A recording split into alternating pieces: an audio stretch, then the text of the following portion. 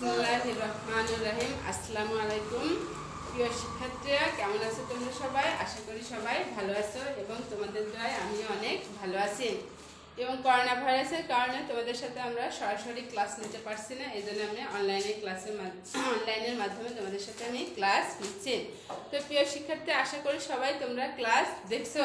আমি ক্লাস নিলেই হবে না, তোমাদেরকে অবশ্যই ক্লাসগুলো দেখতে হবে, তাহলে তোমরা উপকৃত হবে।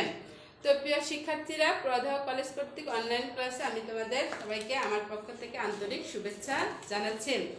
তো প্রিয় শিক্ষার্থীরা, আমি তোমাদের সাথে সবার সাথে এখন ক্লাস নিব কি শ্রেণী একাদশ। আশা করি একাদশ শ্রেণীর সকল শিক্ষার্থীরা ভালো আছো এবং আমিও ভালো আছি। তো প্রিয় শিক্ষার্থীরা, আজকে আমি তোমাদের সাথে নতুন চ্যাপ্টার অর্থাৎ আমরা প্রথম অধ্যায় ইতিমধ্যে তোমাদের সাথে প্রথম চ্যাপ্টার নিয়ে আলোচনা করেছি এবং এই চ্যাপ্টারটা শেষ হয়ে গেছে। আজকে তোমাদের সাথে আমি দ্বিতীয় চ্যাপ্টার অর্থাৎ দ্বিতীয় অধ্যায়, এবং এই অধ্যায়টির নাম হচ্ছে ভোক্তা ও উৎপাদকের আচরণ। এই চ্যাপ্টারটা নিয়ে আজকে আমি তোমাদের সাথে আলোচনা করব। তো প্রিয় শিক্ষার্থীরা, তাহলে আমরা আলোচনায় আসি। তাহলে আমাদের আজকের আলোচ্য বিষয় কি দেখো।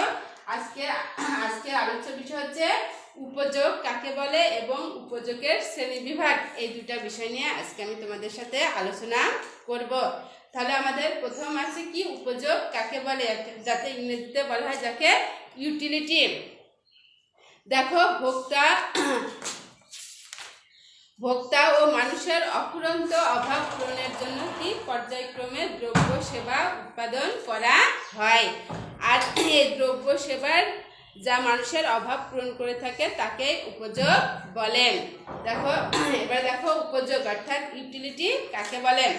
দেখো, সাধারণ অর্থে উপযোগ বলতে উপকারিতাকে বোঝায়, এবং কিন্তু অর্থনীতি তাহলে সাধারণ ভাষায় ইউটিলিটি বা উপযোগ বলতে কি বোঝায়, যে ইউটিলিটি বা উপযোগ বলতে বোঝায় কি উপকারিতাকে বোঝায়।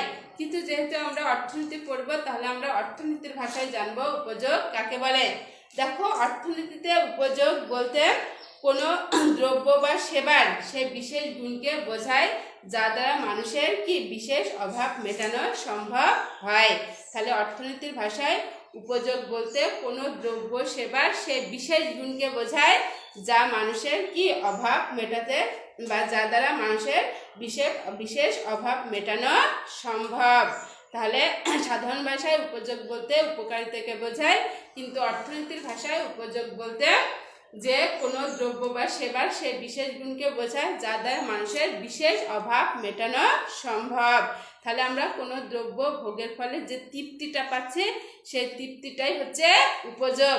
তাহলে দ্রব্য সেবার সে বিশেষ গুণকে বোঝায় যা মানুষের অভাব পূরণ করে। তাহলে আমরা কিন্তু দ্রব্য ব্যবহার করে কি আমাদের অভাব পূরণ করে, অর্থাৎ আমরা একটা তৃপ্তি পাই, সেই তৃপ্তিটাই হচ্ছে উপযোগ। দেখো, উদাহরণস্বরূপ দেখো যে কোনগুলো হচ্ছে উপযোগ, যে কোন কোন দ্রব্যের উপযোগ রয়েছে। দেখো, চাল, গম, খাদ্য বস্তু, অর্থ, তারপর কি বস্ত্র, ঘর বাড়ির, বইপত্র, কলম মানুষের অভাব মিটিয়ে থাকেন। এছাড়াও রয়েছে শিক্ষক, ডাক্তার, উকিল, গায়ক, তাদের সেবাও কিন্তু মানুষের অভাব পূরণ করে। তাই এসব দ্রব্য সেবার উপযোগ রয়েছে। তাহলে চাল, গম, খাদ্যদ্রব্য, তারপর অর্থ, কলম, ঘরবাড়ি, বইপত্র সবই কিন্তু মানুষের অভাব পূরণ করে। এছাড়াও কি শিক্ষক, ডাক্তার, উকিল, গায়ক এগুলার সেবাও কিন্তু মানুষের অভাব পূরণ করে। তাহলে এইগুলো দ্রব্য সেবাই হচ্ছে উপযোগ। তাহলে অর্থাৎ বলা যায় যে বিভিন্ন প্রকার বস্তুগত অবস্তুগত দ্রব্য সেবার মধ্যে মানুষের বিভিন্নমুখী চাহিদা ও অভাব পূরণের যে ক্ষমতা থাকে তাকে উপযোগ বলে। তাহলে উপযোগ বলতে কোনো দ্রব্য সেবার সেই বিশেষ গুণকে বোঝায় যা মানুষের কি বিশেষ অভাব পূরণে কি সম্ভব, যা দ্বারা মানুষের বিশেষ অভাব পূরণ করা সম্ভব হয়। তাহলে আমরা উপযোগ অর্থাৎ ইউটিলিটি কাকে বলে আমরা জানলাম। এবার দেখো উপযোগের শ্রেণীবিভাগ। এখানে বিভিন্ন প্রকার উপযোগ রয়েছে, এখন সেই উপযোগগুলো নিয়ে আমি তোমাদের সাথে আলোচনা করব। দেখো, মানুষ প্রধানত প্রকৃতির প্রদত্ত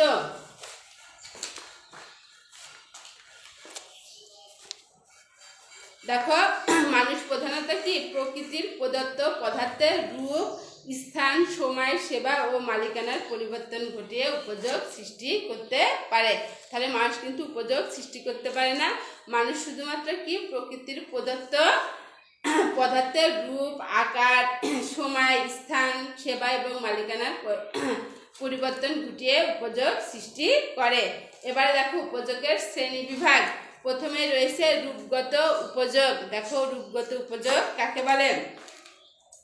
প্রকৃতির প্রদত্ত বস্তুর রূপ বা আকার পরিবর্তন করে যে উপযোগ সৃষ্টি করা হয় তাকে রূপগত উপযোগ বলে। অর্থাৎ প্রকৃতির প্রদত্ত জিনিসের রূপ ও আকার পরিবর্তন করে যে উপযোগটার সৃষ্টি হয় তাকে বলা হয় রূপগত উপযোগ। দেখো উদাহরণস্বরূপ বলা যায়, যেমন বনের গাছ হতে বনের গাছ কেটা প্রকৃতির দান। তাহলে আমরা বনের গাছ হতে কি কাঠ এবং কাঠ হতে বিভিন্ন প্রয়োজনীয় আসবাবপত্র যেমন চেয়ার, টেবিল, খাট ইত্যাদি তৈরি করি। তাহলে আমরা কি গাছের রূপ পরিবর্তন করে আমরা বিভিন্ন ধরনের আসবাবপত্র যেমন চেয়ার, টেবিল, খাট ইত্যাদি তৈরি করি। এছাড়াও দেখো তুলা থেকে সুতা। তুলাও কিন্তু এটা প্রকৃতির দান। তুলা থেকে সুতা এবং সুতা থেকে কাপড় তৈরি, এগুলো হচ্ছে রূপগত উপযোগ। তাহলে রূপগত উপযোগ কি? প্রকৃতির প্রদত্ত জিনিসের কি রূপ এবং আকার পরিবর্তন করে যে উপযোগ সৃষ্টি হয় সেটা হচ্ছে রূপগত উপযোগ। যেমন কি বনের গাছ, গাছ হচ্ছে প্রকৃতির দান, আর এই গাছ থেকে আমরা কি বিভিন্ন ধরনের আসবাবপত্র যেমন চেয়ার, টেবিল, খাট ইত্যাদি তৈরি করি। আবার দেখো তুলা থেকে গাছ এবং তুলা থেকে সুতা, সুতা থেকে কাপড়, সব হচ্ছে রূপগত উপযোগ। তাহলে এখানে আমি বলতে পারি যে কাপড় কোন ধরনের উপযোগ বা চেয়ার, টেবিল এগুলো কোন ধরনের উপযোগ। তাহলে এগুলো কি রূপগত উপযোগ।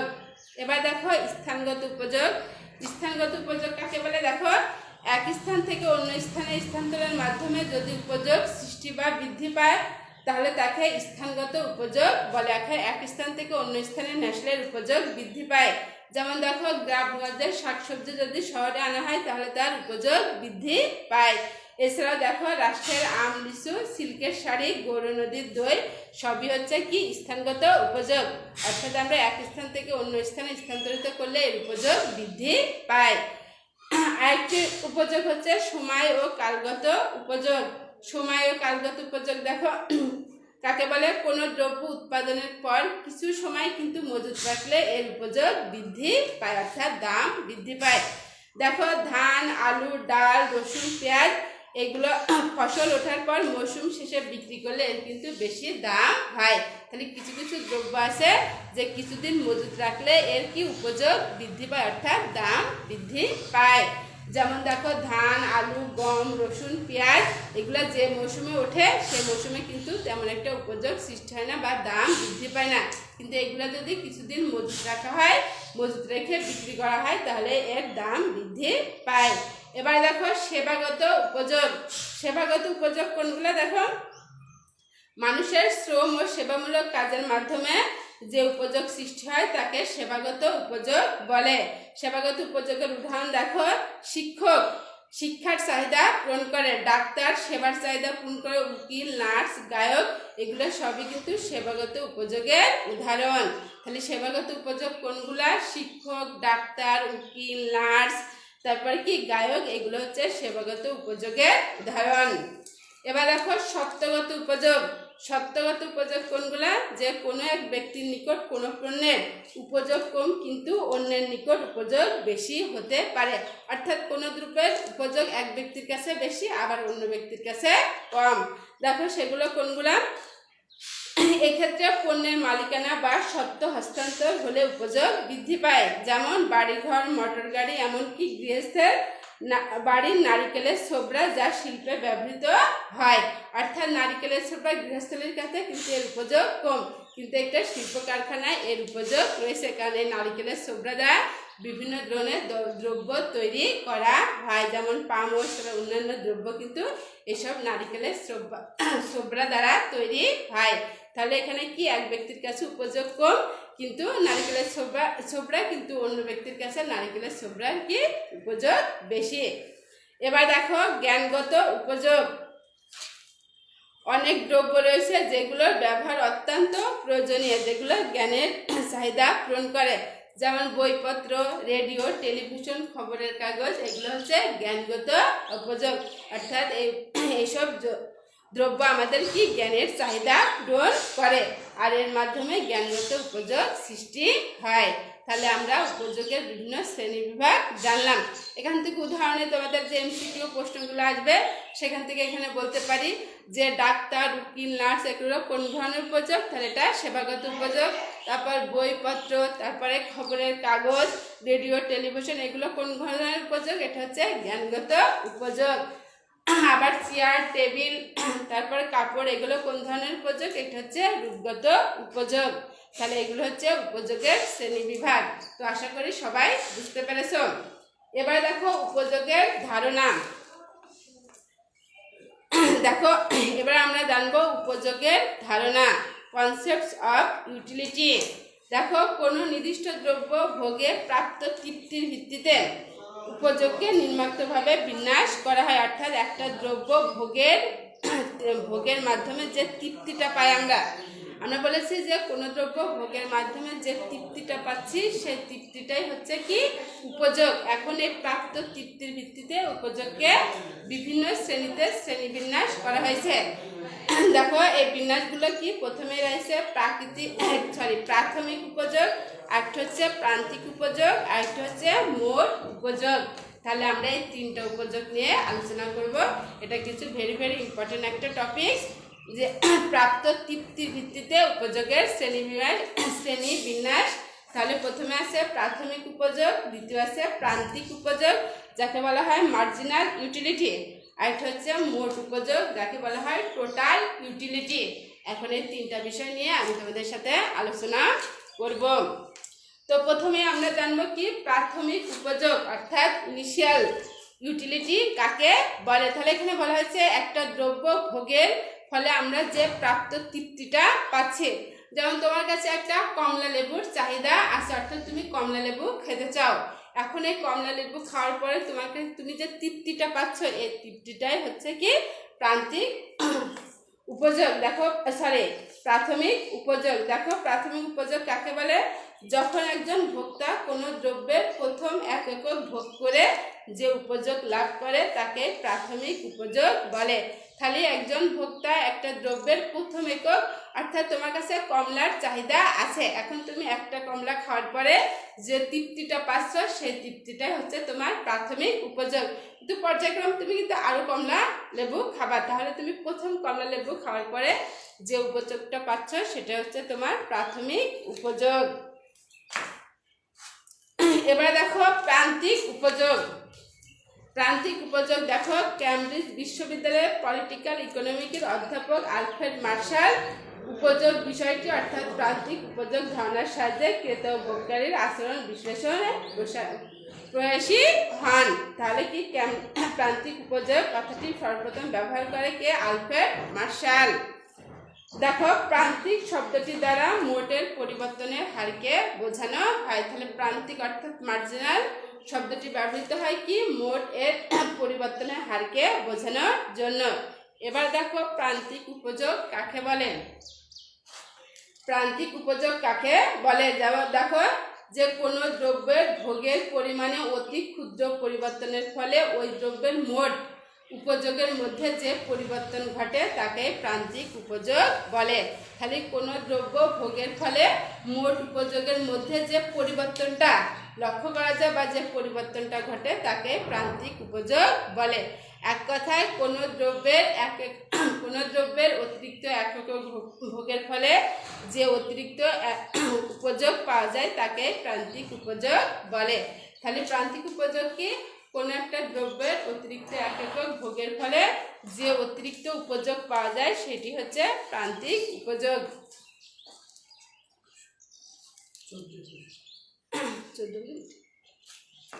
তাহলে প্রান্তিক উপযোগ কোনো দ্রব্যের অতিরিক্ত এক একক ভোগের ফলে যে অতিরিক্ত উপযোগ পাওয়া যায় তাকে প্রান্তিক উপযোগ বলে। দেখো প্রান্তিক উপযোগের সূত্র। প্রান্তিক উপযোগকে ইংরেজিতে বলা হয় কি মার্জিনাল ইউটিলিটি। তাহলে প্রান্তিক উপযোগ হচ্ছে কি মার্জিনাল ইউটিলিটি। এমতে কি হয় মার্জিনাল আর এটা হচ্ছে ইউটিলিটি। তাহলে প্রান্তিক উপযোগের সূত্রটা কি, অর্থাৎ কি এই ডেলটা হচ্ছে পরিবর্তন, এটা হচ্ছে গ্রিক শব্দ ডেল, এটা পরিবর্তন বোঝানো হয়। তাহলে মার্জিনাল ইউটিলিটির সূত্র হচ্ছে কি ডেল্টা কিউ, অর্থাৎ টোটাল ইউটিলিটি বাই টোটাল, তাহলে কি মোট উপযোগের পরিবর্তন বাই দ্রব্য ভোগের পরিমাণের পরিবর্তন। তাহলে মার্জিনাল ইউটিলিটির সূত্র হচ্ছে কি ডেল্টা টি, অর্থাৎ total utility by delta x. তাহলে আমরা প্রান্তিক উপযোগ কাকে বলে জানলাম, যে প্রান্তিক উপযোগ হচ্ছে কোনো দ্রব্যের অতিরিক্ত একক ভোগের ফলে যে অতিরিক্ত উপযোগ পাওয়া যায় সেটা হচ্ছে প্রান্তিক উপযোগ। এবার দেখো প্রান্তিক উপযোগের কিছু প্রকারভেদ আছে। প্রকারভেদের মধ্যে রয়েছে ধনাত্মক প্রান্তিক উপযোগ, একটা হচ্ছে শূন্য প্রান্তিক উপযোগ, একটা হচ্ছে ঋণাত্মক প্রান্তিক উপযোগ। ধনাত্মক প্রান্তিক উপযোগ কখন হয়, যে প্রান্তিক উপযোগ কখন ধনাত্মক হয়, দেখো যখন কোনো একটি দ্রব্য ভোগের মাধ্যমে মোট উপযোগ বৃদ্ধি পায় তাকে তখন প্রান্তিক উপযোগ ধনাত্মক হয়। তাহলে কোনো একটি দ্রব্য ভোগের মাধ্যমে যদি মোট উপযোগ বৃদ্ধি পায় তাহলে কি হবে প্রান্তিক উপযোগ কি ধনাত্মক হবে। এবার দেখো প্রান্তিক উপযোগ কখন শূন্য হয়, যে যখন একটি দ্রব্যের অতিরিক্ত একক ভোগের মাধ্যমে যদি মোট উপযোগের কোনো পরিবর্তন না ঘটে তাহলে সেক্ষেত্রে প্রান্তিক উপযোগ শূন্য হবে। অর্থাৎ তুমি একটা দ্রব্যের অতিরিক্ত একক ভোগ করলে কিন্তু তোমার মোট উপযোগের যদি কোনো পরিবর্তন না ঘটে তাহলে সেটা হবে কি তখন প্রান্তিক উপযোগ শূন্য হবে। এবার দেখো প্রান্তিক উপযোগ কখন ঋণাত্মক হয়, অর্থাৎ নেগেটিভ হয়।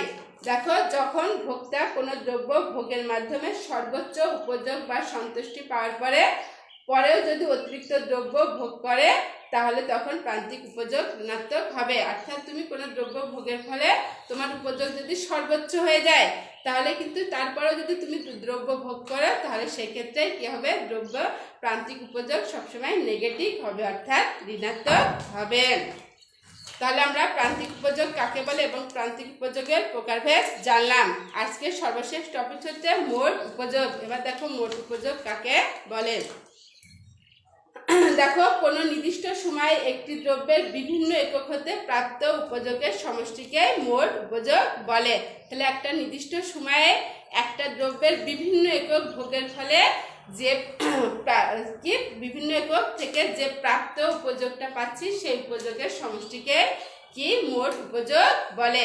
তাহলে দেখো তুমি অনেকগুলো কমলা লেবু খাচ্ছ, একটা দুইটা তিনটা চারটা, এবার সবগুলো কমলা লেবু ভোগের ফলে তুমি যে এই কমলা লেবু ভোগের ফলে যে প্রাপ্ত তৃপ্তিটা পাচ্ছ এই তৃপ্তিকে বা এই উপযোগের সমষ্টিকে বলা হয় মোট উপযোগ।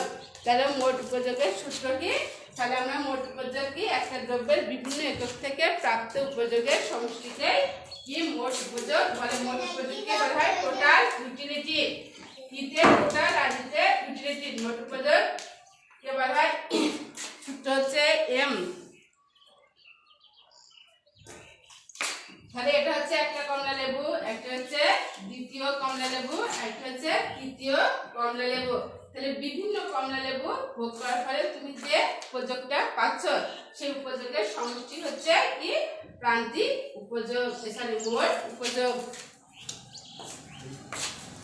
তাহলে প্রিয় শিক্ষার্থীরা আজকের মধ্যে এখানে ক্লাস সমাপ্ত করছি। সবাই ভালো থাকো, সুস্থ থাকো।